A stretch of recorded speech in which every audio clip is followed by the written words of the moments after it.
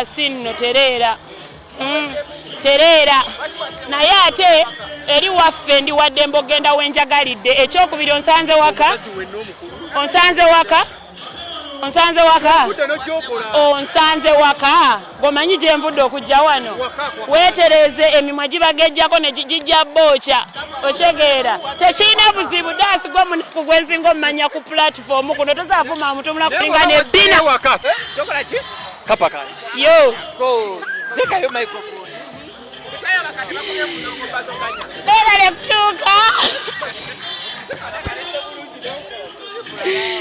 olina obbangako mwe mugoba omukulembeze mwe mugamba abakadde bakomyo katuyitewa kireze ne Museveni afuge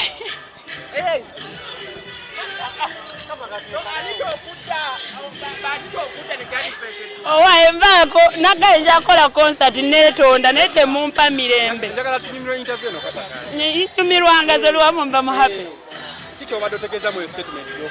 nti nno buli omu waddembe guno mugati munene buli omu asooli akoze sirina buzibu akomyewo naddayo agenze n'agenda n'akola I have no problem eyange kati gwe kakule space ya Kapa gireke space yange space jangenda nenebakamuko 3 months nenkomawo nenkachinga up. I'm telling you mpayo omuntu afaanana Kapa oba alinga Kapa.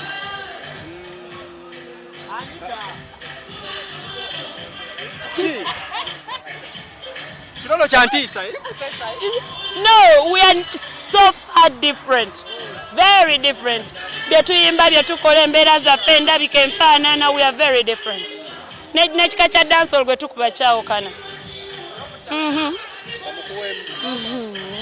Oyagala kukola ki munno? Bamukuwemu.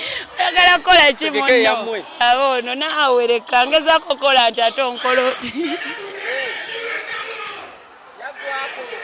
Sinakyogera naye kokyogeddeko tugende mu maaso mbagalako support.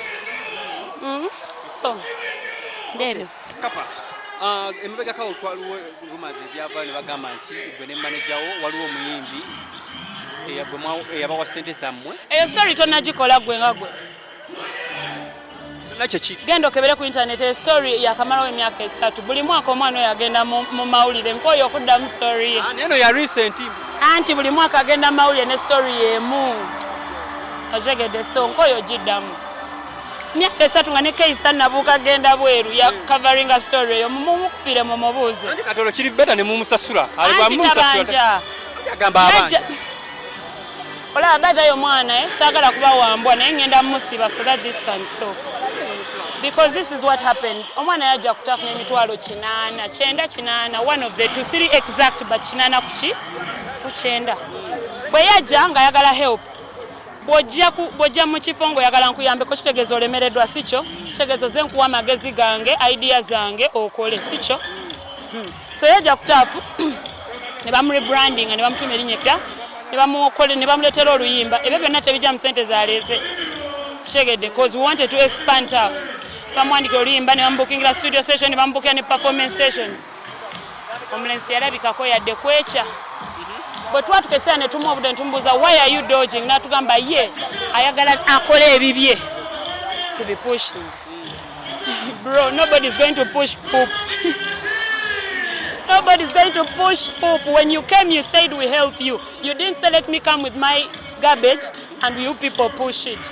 Because ogenza okujja waffe ngolemereddwa so twagala kulaga ntokola oti okola bwe mu chokola ye mwakola yamala kulaba nga alemereddwako mwe kamukole ekyo kyokubanga mutwala yajja yereetanga yalemereddwa yezula ye can't have failed and he came paid 800 or 900 he booked studio bought him a song booked for him shows because okimanyi bulungi some stages ng'omwimbi taliiko nyigayo abantu bano nga mumuteeke zonna nga ziba booking nga talabika studio teyalabika oluyimba ne balumuweereza aluyige teyatuwa response yatuteerako track ndala ngambi njagala ofuna obuddaji kuzanyiremu netumugamba tetugenda bipushinga ko ye munzirize sente ko fanti zimaze ogenda gye zinolaga so tetulinayo tuzina naffe fennyini tonna tusasula tukubanja because tough working for you because currently I own half emigabo gya tough so I have a say so tough ekoleddeyo eyini tonna gisasula byakagenda mu bibyo obizalaye tonna tusasula ovuddawo ogenza otulabisiza ku TV because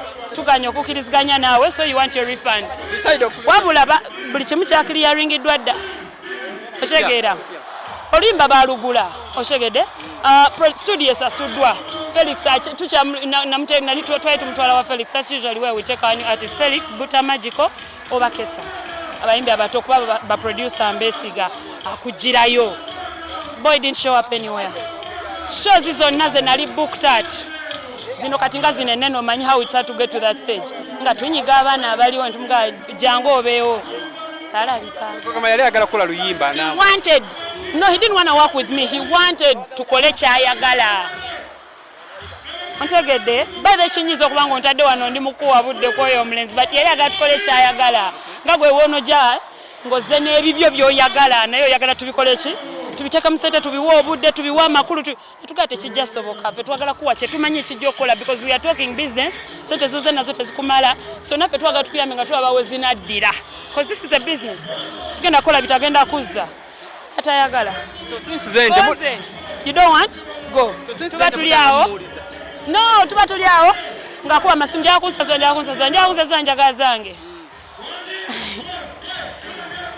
tuba tuli awo police netuyita tugenda ku police netuwoza ne contract netuziragayo receipt netuziragayo byonna netubiragayo kosi natugamba kati buzibu kyo omulenzi waina kopo obuzibu omulenzi waina byaffe tabyagala bwe twate tukola byagala sente ne sente ziri already spread out teziriwo ko osi so when he comes back you guys can give him what he needs ko fete kyasakola naye but tusobola omutwala nakola projects because all those places are still blank azogena ku studio nakola sente zatekebwayo olimba weli walwagalya walufunira naye nagenda nabikola yeka we no longer want to be involved.